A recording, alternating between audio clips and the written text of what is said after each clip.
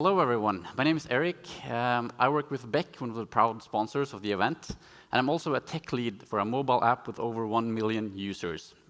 Today I want to talk about DevOps and DevOps practices in mobile apps. So how many of you have work experience working with mobile apps professionally? Quite a few hands, as expected, because not that many people have. It's somewhat of a niche in our industry. So mobile app development has some innate characteristics that make applying modern DevOps workflow practices more difficult. So in this talk, I want to highlight them and show you how we've addressed them in our team.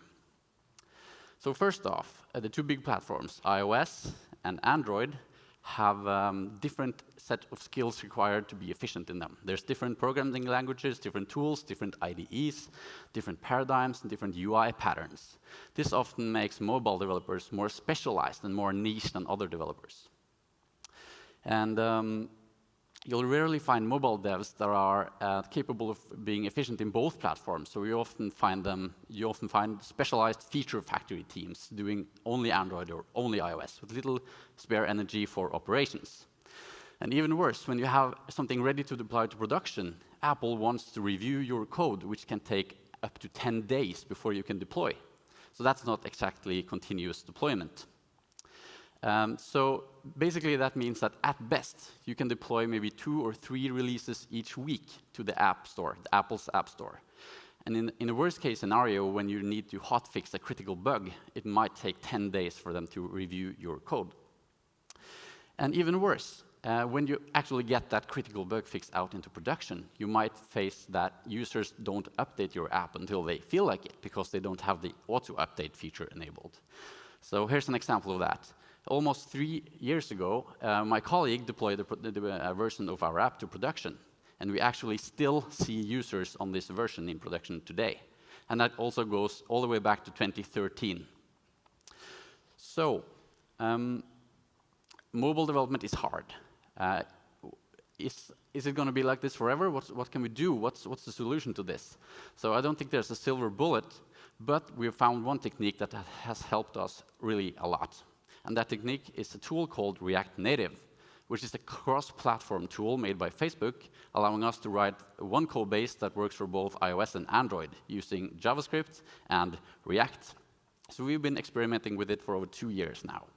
So a crash course into how it works. Basically, you run some JavaScript code on a background thread, which generates native components that render on screen. So you have almost native-like performance, but you write just the code once.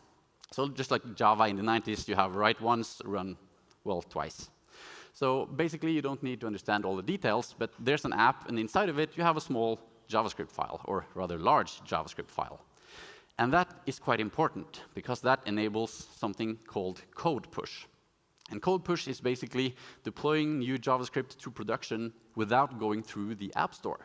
So you can just do that whenever you want. And that is just huge, to say the least. So let's look at how it works. So a developer decides to deploy to production, uploads the new JavaScript file to the cloud. Some user opens her app or his app and sees, well, there's a new bundle. Let's download that in the background. And the next time the user opens the app uses the new code. So you can target specific releases. You can have a gradual rollout, start at just 1% of the users or 10% or whatever, or you can just have a one-click rollback functionality in case you break something, which of course happens from time to time. So this is just huge freedom for a mobile team, because you're not constrained by the App Store anymore. You can just deploy it 3 times a day if you want to. You can hotfix bugs, etc. But it doesn't necessarily mean that we will release 3 times a day or 200 times a day as Finn does, because every release means 20 megabytes being downloaded to a user, maybe over a mobile network, and also releases can become too frequent, annoying users.